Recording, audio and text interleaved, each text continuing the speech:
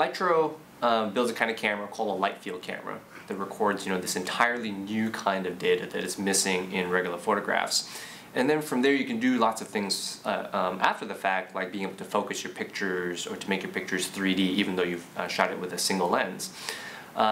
In the web that we have right now on Lytro.com, people can come to see this kind of living picture where you can interactively focus by clicking in which part of the picture that you'd like to see in focus. This technology, light field technology, and how Lytro is bringing it to the market, it's going to forever change how we all take and experience pictures. And it goes well beyond that into the future with 3D, the ability to change perspective in pictures, which also provides this immersive sense of what's closer and further, all from these one shot, these light field pictures taken with the camera.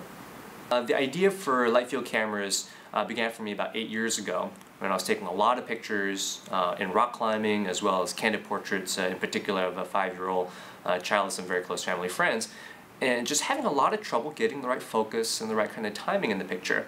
At the same time, I was doing research on something called the light field, which is this very fundamental concept in computer graphics that was introduced in the mid-1990s at Stanford.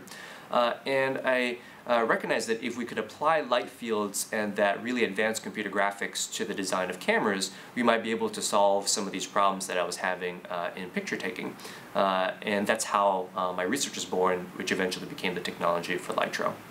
Lytro is going to forever change how we all take and experience pictures. Light field technology provides these expansive new possibilities for the device, and so what that allows on the camera is, for example, the ability to focus pictures after you take the shot in software. On the experience side and how we change that, we talked about living pictures, how people through social networks, through the web, through mobile phones will be able to receive pictures from people that have a Lytro camera and interact with it to experience the whole story of the picture, interact with it to focus where they want to see it and discover new things. The concept of the light field was introduced at Stanford in the mid-1990s. The definition of the light field is the amount of light, all the light, traveling in every direction at every point in space. So they used to try to capture it with, for example, a room full of cameras. So literally 100 cameras plugged into a supercomputer, taking many pictures at the same time and then trying to back out this light field in software. For my dissertation, I was interested in how we could miniaturize the room full of cameras into the body of a single camera to try to make it practical for regular folks to take pictures, like you and me. And the innovation there to miniaturize it was a new kind of sensor that replaces the regular camera sensor inside what will be a conventional camera. And that sensor, a light field sensor, records light fields in a single shot, preserving the direction of light as it strikes that sensor surface. We then form pictures from the light field in software after the fact. Get this for 5. Just move your arms like you're clicking around and showing things. A little bit more.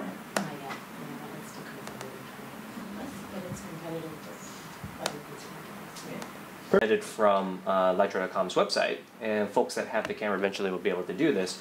And this is a living picture directly within the newsfeed in Facebook. So you can zoom in, for example, and you can kind of see what this guy is doing here. This is directly within the newsfeed, and of course, it shows you the technology directly, but also brings you to, in this case, our website, where you can see more pictures and eventually learn about the company and buy a camera if you like.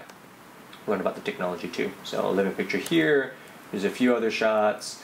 These are the building over there, and let me introduce you to Coco Rocha, the particularly, who is that behind there is really inviting you to kind of discover. And if you wanted to focus on the mom instead, then there's the mom too, which is great. Window, and he's really inviting you once again to, click to discover, right? And what's he showing you? It's just all this detail. Focus is wrong.